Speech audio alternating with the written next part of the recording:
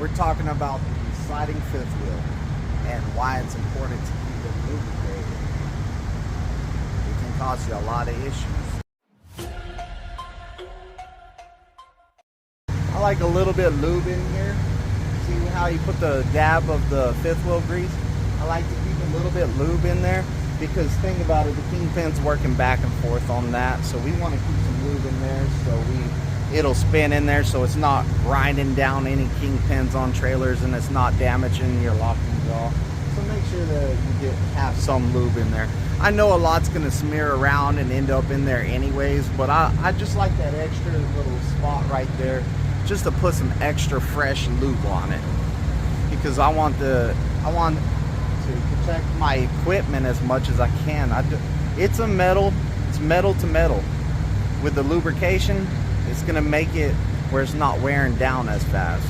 Ask the guy if he could put the lube for the fifth wheel at the bottom, because what happens is whenever a trailer comes off and hits this, it's gonna spread it all to the front. So what I like to do is have mine lube down here at the bottom, have it lube down here at the bottom, so when that trailer hits it, it pushes it up.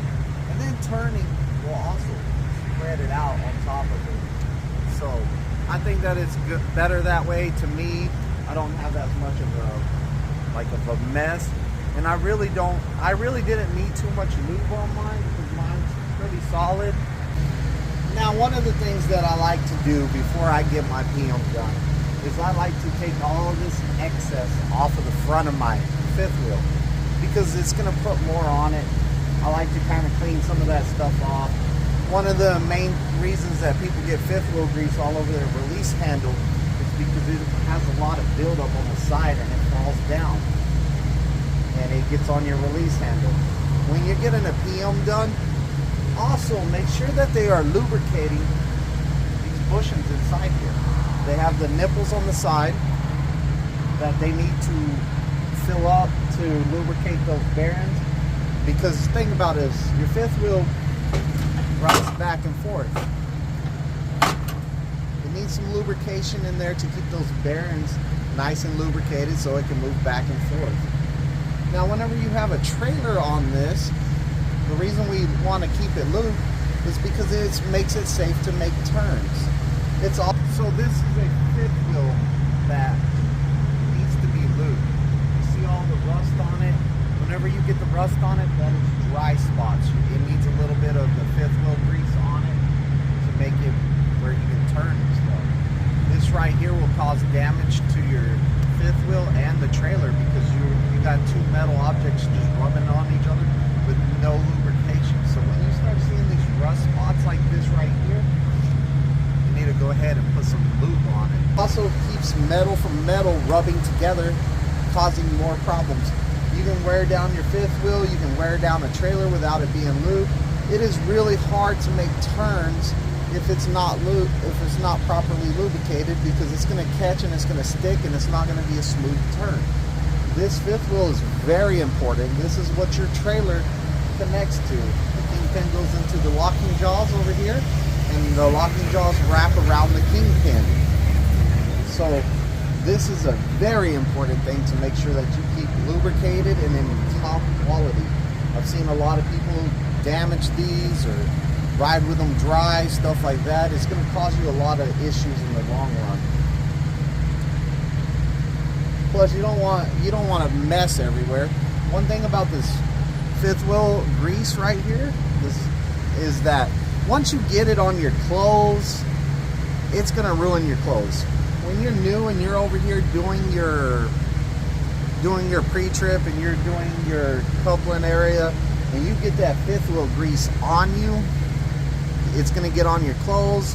You think about this stuff. This stuff is made for year round.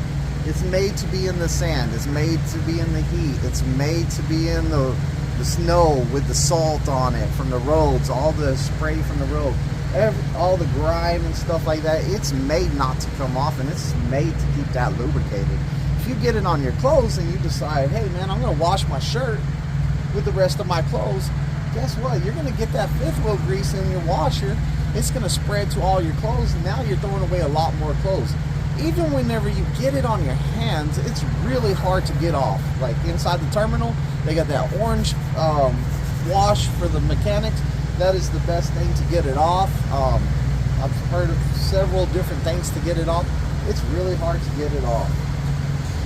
But like I said, I like to lube at the bottom when that trailer comes across it.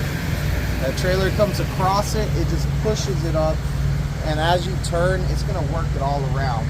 And I'm going to end up with lube over the front of it again, but I like to clean it off. I think that it looks a lot better, nice and cleaned off. You can come over here and see the front is cleaned off too,